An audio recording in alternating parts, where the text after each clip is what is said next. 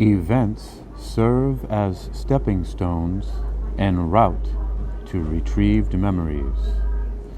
Events serve as stepping stones en route to retrieved memories. You're listening to World Reading Club, presented by Hakeem-Ali-Bocas-Alexander on Spreaker. Social podcasting, presented for World Reading Club in association with UniquilibriuM. This edition's reading focus comes to us from neurosciencenews.com and is titled, Events Serve as Stepping Stones en route to Retrieved Memories. It was published on January 26, 2023. Summary. People use event boundaries as stepping stones to scan their memories when attempting to recall specific facts or pieces of information. Source: APS. Dang it! I lost my keys! One solution to this frustratingly common scenario is to retrace your steps. This can be done by physically moving through the space where you suspect your elusive keychain is hiding, or, as explored in recent research in psychological science, scanning your memory to find them.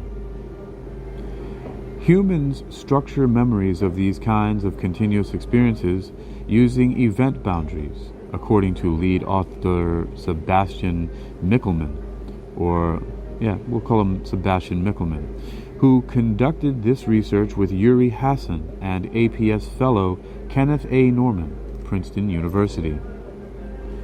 Intuitively, we perceive a structure in the form of events in continuous experience. A restaurant visit and a train ride are examples of such events, Michelman said in an interview. When one event ends and another begins, people perceive an event boundary, and human observers agree substantially on the exact moments when an event boundary happens. Michelman and colleagues' research suggests that people use these event boundaries as stepping stones to scan their memories when attempting to recall certain facts or bits of information. In the case of lost keys, he said this might involve reaching back to the last moment you clearly remember having your keys, say, as you walked in the front door, before skipping ahead to a phone call event and then watching TV event, at which point you might recall placing the keys next to the remote. When people search through continuous memories, they can do that slowly and thoroughly, but they can also skip ahead to the next event boundary when they decide that the answer that they are looking for is not in the current event, Michelman said. Event boundaries are important access points for this skipping, which is why we refer to them as stepping stones in the memory research process, or in the memory search process. Michelman, Hassan, and Norman explained this process through a series of 3 online studies in which participants were tasked with scanning their memories for details about 2 7-minute abridged versions of the film Gravity. In the first study, the researchers established event boundaries within each short film by having 104 participants press a button each time they perceived an event to have ended. As in previous research, the participants' perceptions of event boundaries were highly consistent. In the second study, 180 participants answered questions about the events in both short films. Each question started by identifying an anchor event in the film before asking the participant to recall information that occurred after this point. For example, in the space station, we see little flames flying into the hallway. When is the next time we see fire? The questions were designed to involve either a single isolated event or a specific number of event boundaries within or with a set runtime. After being presented with the question, participants were instructed to click a Respond button as soon as they remembered the answer. By comparing the actual runtime of each event or set of events with how long it took participants to click the response button, Mickelman and colleagues determined that individuals were able to scan 1 second of an event in about 48 milliseconds.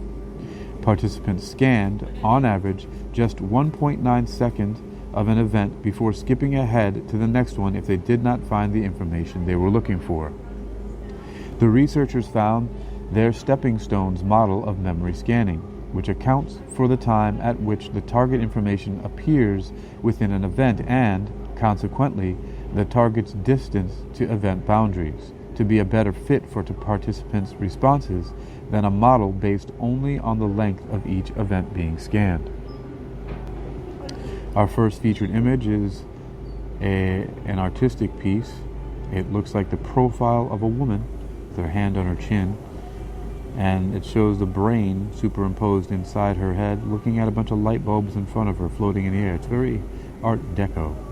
And the caption reads, "The researchers found their stepping stones model of memory scanning, which accounts for the time at which the target information appears within an event and, consequently, the target's distance to event boundaries, to be a better fit for participants' responses than a model based only on the length of each event being scanned." The image is in the public domain.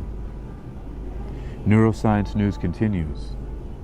The stepping stones model predicts that the target's distance to the previous event boundary makes a high relative contribution to...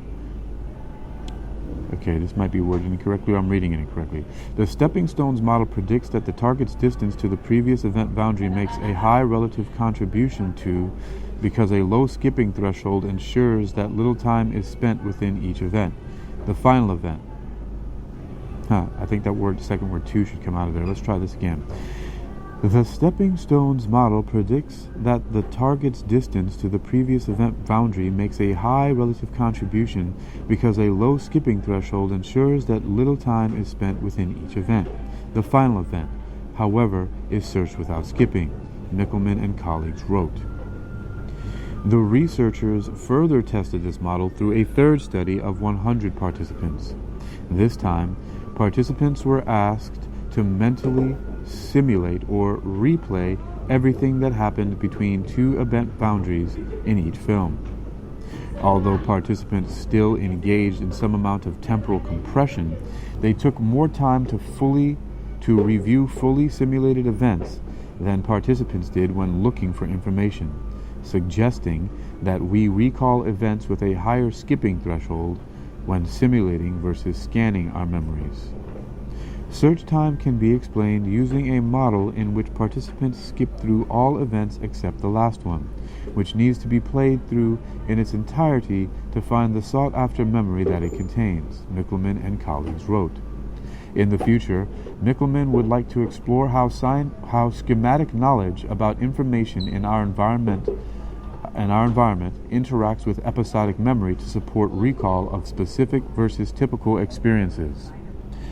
Remembering what a typical birthday party is like could support recall of specific details about an individual's 30th birthday celebration, for example, but relying too much on these schemata could also cloud our memories of unique details, he said. About this memory research news, the author is the press office, source APS. Contact press office at APS. The image referred to earlier on neurosciencenews.com is in the public domain. The original research is under closed access and is from a paper titled Evidence That Event Boundaries Are Access Points for Memory Retrieval by Mickelman, S. and others in Psychological Science. You've been listening to Technical News Reading, World Reading Club, presented by Hakeem-Ali-Bocas-Alexander on Spreaker, social podcasting. Presented for World Reading Club in association with UniquilibriuM. Neuroscience News continues with an abstract from the paper titled Evidence that Event Boundaries Are Access Points for Memory Retrieval.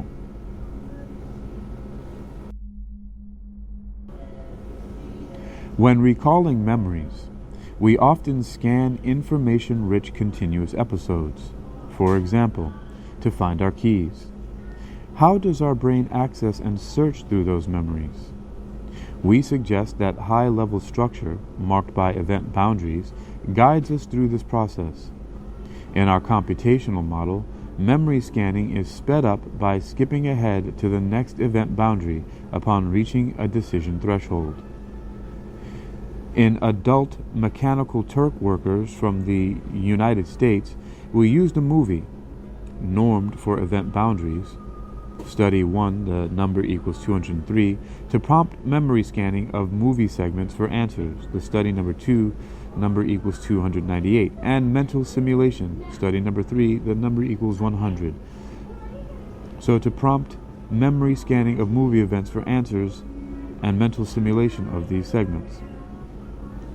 Confirming model predictions.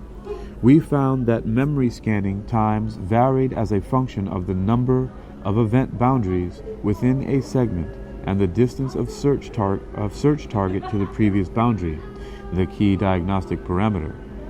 Mental simulation times were also described by a skipping process with higher skipping threshold than memory scanning.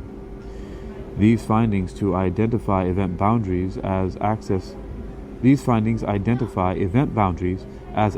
points to memories. You've been listening to World Reading Club, presented by Hakeem-Ali-Bocas-Alexander on Spreaker, social podcasting. Presented for World Reading Club in association with UniquilibriuM.